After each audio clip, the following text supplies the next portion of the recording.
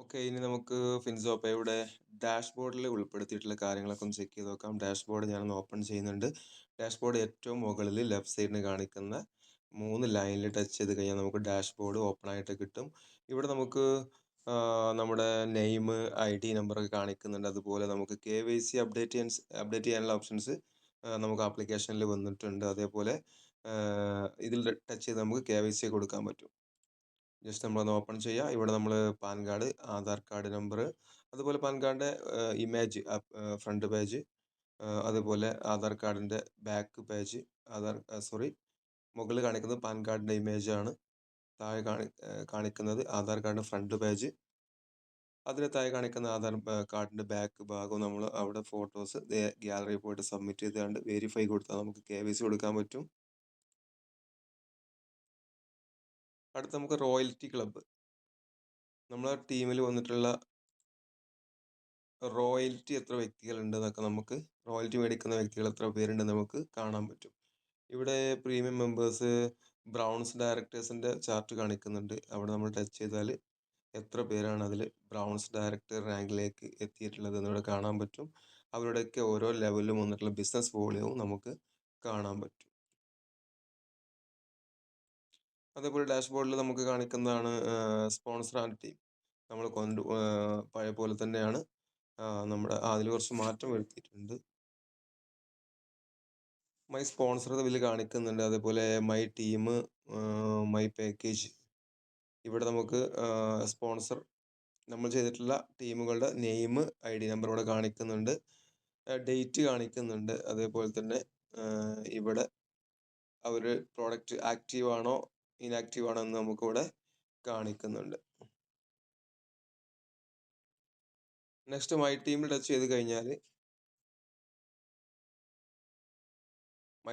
ചെയ്ത് കഴിഞ്ഞാൽ നമുക്ക് ഇവിടെ മൈ സ്പോൺസർ കാണിക്കുന്നുണ്ട്. അതേപോലെ തന്നെ അവരുടെ ID നമ്പർ കാണിക്കുന്നുണ്ട്, ഡേറ്റ് കാണിക്കുന്നുണ്ട്, അവർ ആക്റ്റീവ് ആയിട്ടുള്ള ഡേറ്റുകൾ, ഇനാക്റ്റീവ് ഉള്ളത് നമുക്കിവിടെ കാണാൻ വേണ്ടി പറ്റുന്നുണ്ട്. അതുപോലെ മൈ പാക്കേജ് അതും ഇവിടെ കാണാൻ പറ്റുന്നുണ്ട്. നമ്മൾ എടുത്തിട്ടുള്ള പാക്കേജുകൾ ഏതൊക്കെയാണെന്ന് ഇവിടെ കാണിക്കുന്നുണ്ട്. ഇവിടെ ഫസ്റ്റ് എടുത്തിട്ടുള്ളത് ഒരു പെർഫെക്റ്റ് പാക്കേജ് ആണ്. ഫസ്റ്റ് എടുത്തിട്ടുള്ളത് ഒരു 1000 രൂപയുടെ സ്പാർക്ക് പാക്കേജ് എടുത്തിട്ടുണ്ട്. പിന്നെ പെർഫെക്റ്റ് പാക്കേജ് 10000 രൂപയുടെ പാക്കേജും ഇവിടെ എടുത്തായിട്ട് നമുക്ക് കാണാൻ പറ്റും.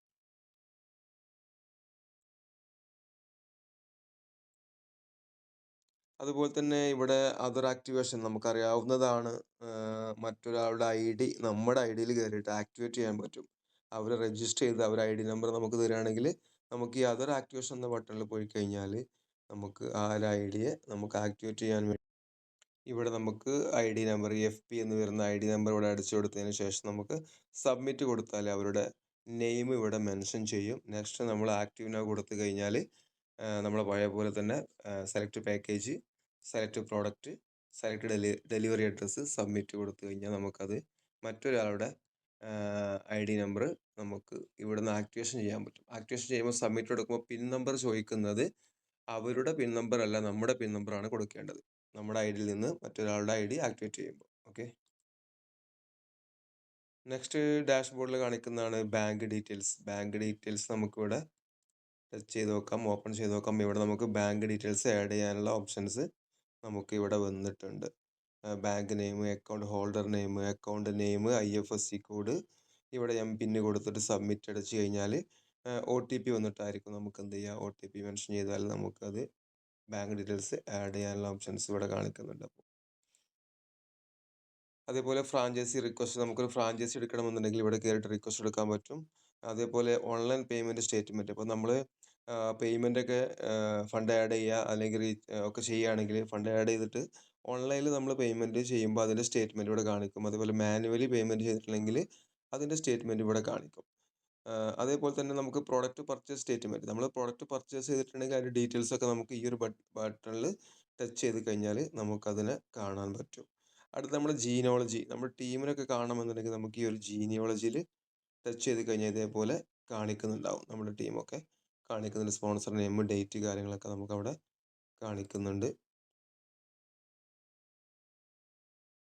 ജീനോളജി കഴിഞ്ഞാൽ ഇൻകം ടു ഫണ്ട് ട്രാൻസ്ഫർ. നമ്മൾ ട്രാൻസ്ഫർ ചെയ്യുന്ന ഓപ്ഷൻസ് 3ഉം വേറെ വേറെ ആയിട്ട് തന്നെ ഇവിടെ കൊടുത്തിട്ടുണ്ട്. Income to fund transfer. ഇപ്പോൾ ഇവിടെ കയറി കഴിഞ്ഞാൽ നമ്മുടെ ഇൻകത്തെ നമുക്ക് എന്ത് ചെയ്യാൻ പറ്റും? ഫണ്ടിലേക്ക് മാറ്റാൻ പറ്റും. ഇപ്പോൾ ഇവിടെ കാണിക്കുന്ന ഇൻകം നമുക്ക് ഈ ഒരു ഫണ്ടിലേക്ക് മാറ്റാൻ പറ്റും. എന്തിനാണ് ഫണ്ടിലേക്ക് മാറ്റുന്നതെന്ന് വെച്ചാൽ നമുക്കതിനെ വേറെ ആളുടെ ഐഡി ആക്ടിവേറ്റ് ചെയ്യാനൊക്കെ വേണ്ടിയിട്ട് നമുക്ക് എന്ത് ചെയ്യാം? ഫണ്ടിനെ അതിലേക്ക് മാറ്റേണ്ടതായിട്ടുണ്ട്. അപ്പോൾ അങ്ങനെ നമുക്ക് കിട്ടിയ പ്രോഫിറ്റിനെയൊക്കെ നമുക്ക് ഫണ്ട് വാലറ്റിലേക്ക് മാറ്റിയാൽ ആ ഫണ്ട് വാലറ്റ് ഉപയോഗിച്ച് നമുക്ക് മറ്റൊരാളുടെ ഐഡി ആക്ടിവേറ്റ് ചെയ്യാനൊക്കെ അല്ലെങ്കിൽ നമുക്ക് അപ്ഗ്രേഡ് ചെയ്യാൻ വേണ്ടിയിട്ടൊക്കെ ഇങ്ങനെ നമുക്ക് ചെയ്യേണ്ടി വരാറുണ്ട്. അപ്പോൾ അങ്ങനെ ചെയ്യുന്ന ഒരു ഓപ്ഷൻസ് ആണ് ഈ കാണിക്കുന്നത്. ഇവിടെ എമൗണ്ട് അടിച്ചു കൊടുക്കുക. താഴെ റിമാർക്സ് അടിച്ചു കൊടുക്കുക. നമ്മൾ എന്തെങ്കിലും ഒന്ന് ടൈപ്പ് ചെയ്ത് കൊടുക്കുക. നമ്മുടെ എംപിൻ അടിച്ചിട്ട് സബ്മിറ്റ് കൊടുത്താൽ ആ സെക്കൻഡിൽ തന്നെ അത് എന്ത് ചെയ്തിട്ടുണ്ടാവും? ഇൻകം വാലറ്റിൽ നിന്ന് ഫണ്ട് വാലറ്റിലേക്ക് അത് മാറിയിട്ടുണ്ടാവും. അതുപോലെ തന്നെ ഇൻകം ടു റീചാർജ് ട്രാൻസ്ഫർ. ഇത് എല്ലാവർക്കും എപ്പോഴും ആവശ്യം വരുന്ന ഒരു ഓപ്ഷൻസ് ആണ്. ഇത് നമുക്കൊന്ന് ഓപ്പൺ ചെയ്ത് നോക്കാം. ഇവിടെ നമ്മൾ നമ്മുടെ ബാലൻസിനെ നമുക്ക് കിട്ടിയ പ്രോഫിറ്റിനെ നമുക്ക് മൊബൈൽ റീചാർജ് അല്ലെങ്കിൽ കറണ്ട് ബില്ല്, ആൻഡ് പേയ്മെന്റുകളൊക്കെ ചെയ്യണമെന്നുണ്ടെങ്കിൽ നമ്മൾ റീചാർജ് വാലറ്റിൽ ബാലൻസ് വേണം നമുക്ക്. അപ്പോൾ നമ്മുടെ ഇൻകം വാലറ്റിലുള്ള ബാലൻസിനെ നമുക്ക് റീചാർജ് വാലറ്റിലേക്ക് മാറ്റണമെന്നുണ്ടെങ്കിൽ ഇൻകം ടു റീചാർജ് എന്ന ഈ ഒരു ഓപ്ഷൻസിൽ പോയി കഴിഞ്ഞാൽ എമൗണ്ട് ടൈപ്പ് ചെയ്ത് കൊടുക്കുക, റിമാർക്സ് കൊടുക്കുക, നമ്മുടെ എംപിൻ കൊടുത്ത് സബ്മിറ്റ് ചെയ്താൽ നമ്മുടെ ഈ ഒരു ബാലൻസിന് അങ്ങോട്ട് ട്രാൻസ്ഫർ ആയിട്ടുണ്ടാവും. അപ്പോൾ അതുകൊണ്ട് നമുക്ക് റീചാർജ് ചെയ്യാനൊക്കെ പറ്റും.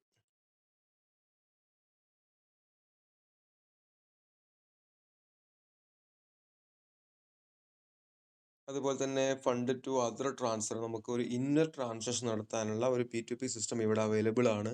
ഇപ്പോൾ ഒരു എക്സാമ്പിൾ പറയുകയാണെങ്കിൽ നമ്മുടെ വാലറ്റിൽ കിടക്കുന്ന ബാലൻസിനെ മറ്റൊരാളുടെ വാലറ്റിലേക്ക് കൊണ്ടുപോകണം എന്നുണ്ടെങ്കിൽ ഫണ്ട് ടു അതർ ട്രാൻസ്ഫർ എന്നുള്ള ബട്ടണിൽ ടച്ച് ചെയ്ത് കഴിഞ്ഞാൽ അവരുടെ യൂസർ ഐ ഡി അടിച്ചു കൊടുക്കുക, user name, amount, remark, MPIN അടിച്ച് സബ്മിറ്റ് ചെയ്താൽ നമ്മുടെ വാലറ്റിൽ കിടക്കുന്ന ബാലൻസിനെ മറ്റൊരാളുടെ വാലറ്റിലേക്ക് മാറ്റാൻ പറ്റും.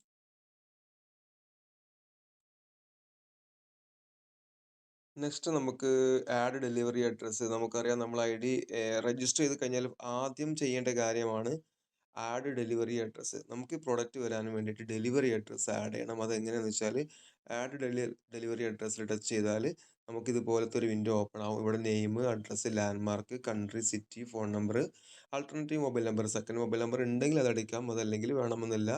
അതുപോലെ സ്റ്റേറ്റ്, പിൻകോഡ് കൊടുത്തിട്ട് സബ്മിറ്റ് കൊടുത്തു കഴിഞ്ഞാൽ നമ്മുടെ ഡെലിവറി അഡ്രസ്സ് അവിടെ സേവ് ആവും.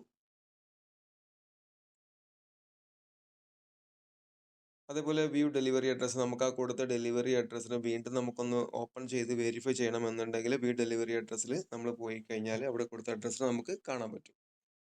അതേപോലെ റീചാർജ് ഹിസ്റ്ററി, നമ്മൾ റീചാർജ് ചെയ്തതിൻ്റെ ഹിസ്റ്ററികൾ നമുക്കിപ്പോൾ ഒരു സംശയം ഉണ്ടാകും, റീചാർജ് ചെയ്തത് സക്സസ്ഫുൾ ആയിട്ടുണ്ടോ എന്നൊക്കെ ചെക്ക് ചെയ്യണമെങ്കിൽ ഈ റീചാർജ് ഹിസ്റ്ററിൽ പോയി കഴിഞ്ഞാൽ അവിടെ കാണിക്കും. ഇതുവരെ റീചാർജ് ചെയ്ത ഡേറ്റ് ഉണ്ടാവും, എമൗണ്ട് ഉണ്ടാവും, അതേപോലെ പ്രൊവൈഡർ നെയിം ഉണ്ടാവും, മൊബൈൽ നമ്പറൊക്കെ അവിടെ കാണിക്കും. അപ്പോൾ അതൊക്കെ നമുക്ക് എന്ത് ചെയ്യാൻ പറ്റും? ഇതേപോലെ ചെയ്യാൻ വേണ്ടിയിട്ട് പറ്റും. അതൊക്കെ അതിലൊന്ന് ടച്ച് ചെയ്ത് അതിൻ്റെ ഡീറ്റെയിൽസ് കിട്ടും. ഇവിടെ എക്സാമ്പിൾ നോക്കുകയാണെങ്കിൽ ഇതേപോലെ ടച്ച് ചെയ്ത് കഴിഞ്ഞാൽ അവിടെ ഡേറ്റ് കിട്ടുന്നുണ്ട്, ഐഡി നമ്പർ കിട്ടുന്നുണ്ട്, എമൗണ്ട് ഒക്കെ തന്നെ ഇവിടെ കാണിക്കും. ഓക്കെ.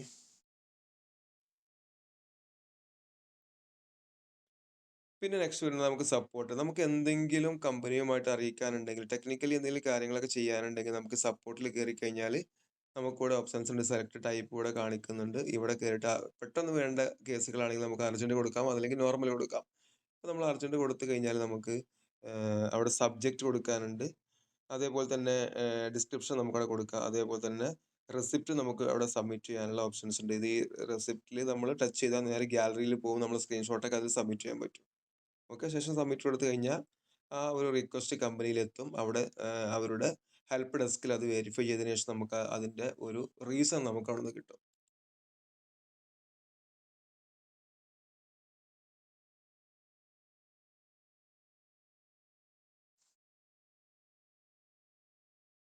ഓക്കെ. ഇവിടെ നമുക്ക് ഇനി സപ്പോർട്ട് നമ്മൾ കണ്ടു. ഇനി ഏറ്റവും താഴെ കാണിക്കുന്നത് ലോഗ് ഔട്ട്. നമ്മൾ എങ്ങനെയാണ് ഇതിനെ ലോഗ് ഔട്ട് ചെയ്ത് വെക്കുക, അതിനെ ഓഫ് ചെയ്ത് വെക്കണം എന്നുണ്ടെങ്കിൽ നമുക്ക് ഈ ലോഗ് ഔട്ട് ബട്ടണിൽ പ്രസ് ചെയ്താൽ നമ്മുടെ ഈ ഒരു ഐഡി ലോഗ് ഔട്ട് ആയിട്ട് കിടക്കും. ഇത്രയും കാര്യങ്ങളാണ് ഇതിൽ പറയാനുള്ളത്.